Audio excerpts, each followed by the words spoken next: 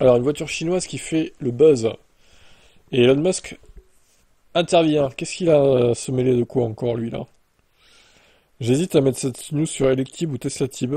Parce que du coup, ça parle de voitures chinoises, mais ça parle de Musk aussi. Alors, d'après les résultats obtenus par le blogueur, le coefficient de traînée mesuré était de 0,281, bien supérieur au chiffre annoncé de 0,208, annoncé par la marque chinoise. Cette différence d'environ 30% a immédiatement suscité des interrogations, d'autant plus que les tests ont été réalisés au Centre chinois de technologie et de recherche automobile de Tianjin. Face à cette polémique, Avatar a réagi sur Weibo. Le constructeur a dénoncé une chasse aux sorcières et a promis une récompense de 5 millions de yuan, 610 000 euros à quiconque pourrait prouver cette théorie. Avatar a carrément invité Musk, le PDG de Tesla, à assister à un nouvel essai en soufflerie. Il se trouve que le milliardaire avait retweeté la publication du blogueur chinois. Oh putain. Cette affaire soulève une question plus large sur la transparence des chiffres annoncés par les constructeurs automobiles, en particulier sur des aspects techniques comme le CX.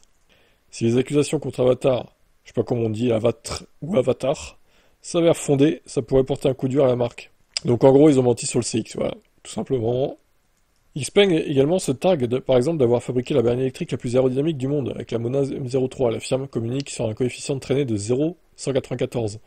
Mieux que les Yongbong U6, Lucid Air, Mercedes EQS, NIO T7 ou Model S-Plaid. Pour le moment, personne n'a contredit ça.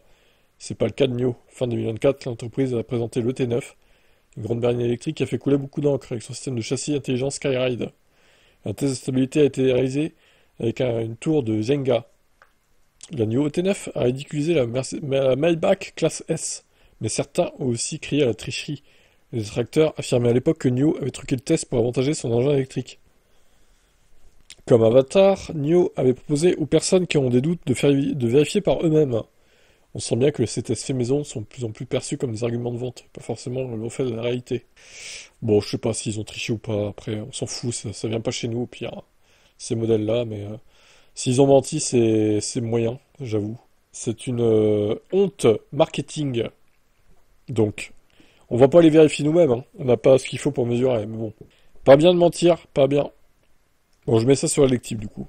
Et ça en parlera sur Tesla Tip dans les news du soir.